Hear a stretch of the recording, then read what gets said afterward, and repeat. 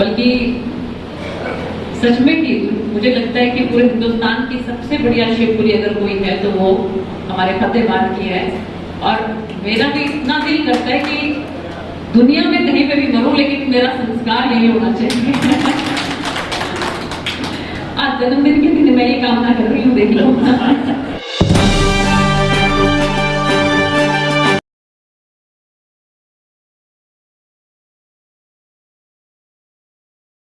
नमस्कार, मैं हूं सुनील सिद्धेवा। आप देख रहे हैं हरियाणा जनादेश टाइम्स टीवी। पिछले कई दिनों से सांसद श्रीमती सुनीता दुग्गल का फतेहाबाद क्षेत्र में दौरा लगातार जारी है। विभिन्न संस्थाओं के आयोजन में भाग लेकर सांसद सुनीता दुग्गल अनुदान राशि लगातार बांट रही हैं। सामाजिक हित को सर्वोपरि मानते हुए सांसद सुनीता दुग्गल ने कई सामाजिक व धार्मिक संगठनों को अनुदान राशि उपलब्ध कराई है। गत सप्ताह सांसद सुनीता दुग्गल सदगुरु कृपा अपना घर श्री कृष्ण प्रणामी गौवंश अनुसंधान केंद्र में पधारी। इस अवसर पर आयोजित समारोह में सांसद श्रीमती सुनीता दुग्गल ने शिवपुरी फतेहाबाद के विकास, स्वच्छता व उपलब्ध सुविधाओं पर क्या कहा, देखिए आप एक शानदार वीडियो। सदगुरु कृपा अपना घर के इस पवित्र प्रांगण में उपस्थित परम श्रद्धेय, प्रातः स्मरणीय, पूजनीय, वंदनीय श्री श्री सदानंद जी महाराज बहुत ही आदरणीय हैं, जिनको कि हमारे फतेहाबाद का भामाशाह भी कहा जाता है। हमारे बड़े भाई जी दयाल जी तायल और शिवपुरी जिस पे शिव जी का ही कब्जा होता है, लेकिन हमारे आदरणीय भीमसेन जी ने पूरा उसके ऊपर इस तरह से अपना आशीर्वाद रखा हुआ है।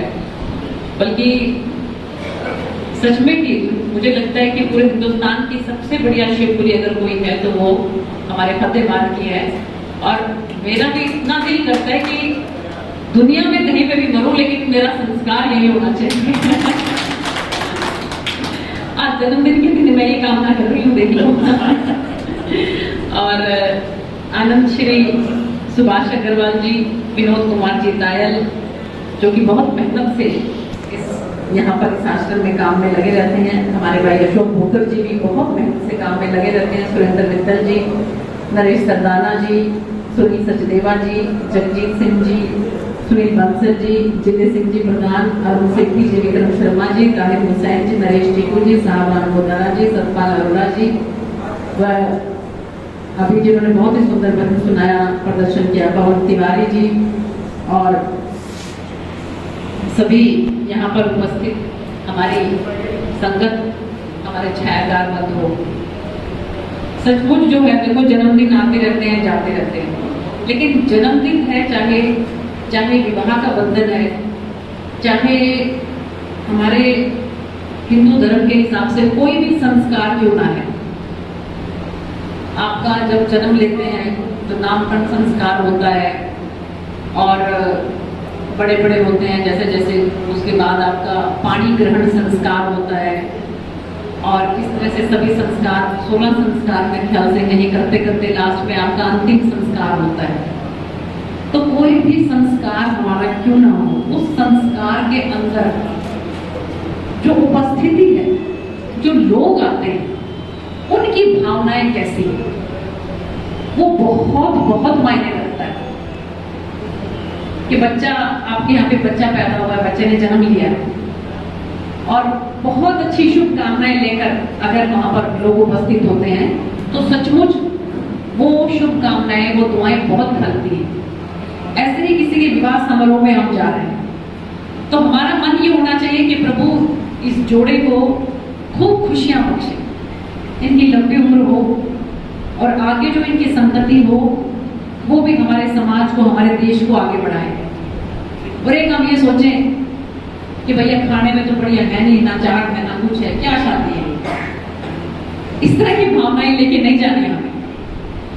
और इसी तरह से करते करते जब हम अंतिम संस्कार के कार्यक्रम में जाते हैं तो हमें अपने मन से उस आत्मा के लिए बहुत बहुत शुभ आशीष और बहुत बहुत हमें उसको दुआएं देनी चाहिए, शुभकामनाएं देनी चाहिए उसको कि भी वो ये सफर पूरा करके आगे जा रहा है तो उसके आगे की जर्नी भी बहुत अच्छी हो, ना कि हम अपने वहां पे अपने इधर से मोबाइल आ रहा है उधर से मोबाइल आ रहा है।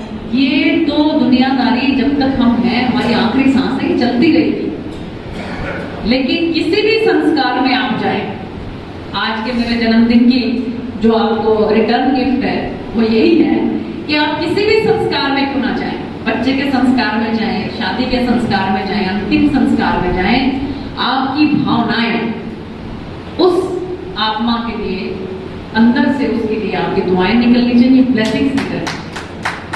कितनी बार आप ये देखते होगे, खासकर मैं बताऊं आपको अंतिम संस्कार के लिए, आप भोग पे ऐसी जगह चले जाते हो कि आप उसको जानते नहीं हो, पहचानते नहीं हो, कोई आपका कनेक्शन नहीं होता, कोई आपका कोई जानकारी नहीं होती और आपको उसके भोग पे जाना होता है। तो उस टाइम कहते हैं ना कि आंख बंद करके उस आत्मा के लिए आपके मन से जो है वो बहुत बहुत शुभ निकलना चाहिए। तो बस मेरा यही है कहना आप लोगों को कि मेरा परम सौभाग्य कि मुझे अपना जन्मदिन जो है आज यहाँ महाराज श्री के चरणों में, और हमारे जो प्रभु जी यहाँ पर रहते हैं, हमारे एक अपना घर से मैं बहुत दिनों से महाराज जी से जुड़ी हुई हूँ। अभी पिछले दिनों 4-5 दिन पहले की बात है कि मैं भिवानी में भी थी अपना घर के कार्यक्रम में, दिल्ली में भी इसी तरह का आश्रम है, वहाँ के अपना घर के कार्यक्रम में मैं गई। अब भरतपुर में मेरा जाने का कार्यक्रम है महाराज जी, तो भरतपुर में भी इसी तरह का जो हमारा अपना घर का जो आश्रम बना है उसमें मेरा जाने का पूरा मन है, क्योंकि सेवा है और कुछ नहीं। आप जो भी देखते हैं अपने आसपास गौ माता की सेवा, ऐसे लोगों की सेवा कि जिनको प्रभु ने किसी ना किसी कारणवश, बल्कि हमारी ही गलतियां, हमारे ही जो परिवार के कुछ सदस्य जो है वो ऐसे हो जाते हैं कि अपने ही परिवार के सदस्यों को जो है वो तिरस्कृत कर देते हैं, बाहर निकाल देते हैं उनको घर से।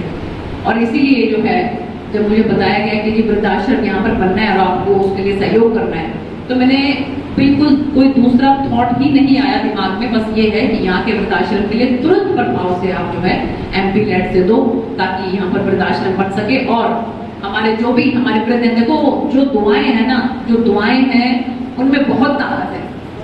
अगर मैं अपनी आपको बात बताऊं तो मैं जब कॉलेज में ही थी उस टाइम में जब मैंने मम्मी वगैरह, मैं तो बहुत ज्यादा विश्वास नहीं रखती थी, लेकिन माता पिता ने पत्री वगैरह दिखाई तो जो उन्होंने जो बातें बताई थी ना, आज उनमें से कुछ भी ऐसा नहीं है। उन्होंने नहीं बताया था कि मैं राजनीति में जाऊंगी, सांसद बनूंगी। ये सिर्फ और सिर्फ मेरे माँ बाप की, मेरे बुजुर्गों की, साधु संतों की दुआओं की वजह से हूँ मैं जहाँ पे हूँ। और मेरी ये कोशिश है कि जिस पद पे मैं हूँ, परमात्मा ने मुझे ये इज्जत बख्शी है, परमात्मा ने मुझे इस लायक समझा है कि आप लोगों का मन बनाया और आप लोगों ने 75,000 से मुझे यहाँ से जिता के जो है बड़ी पंचायत के अंदर भेजा। तो मेरी ये जिम्मेवारी है कि मैं जो है उस पद का किंचित भी दुरुपयोग ना करूं, जितना सदुपयोग हो सके मैं उस पद का करूं, उसकी गरिमा को बना के रखूं।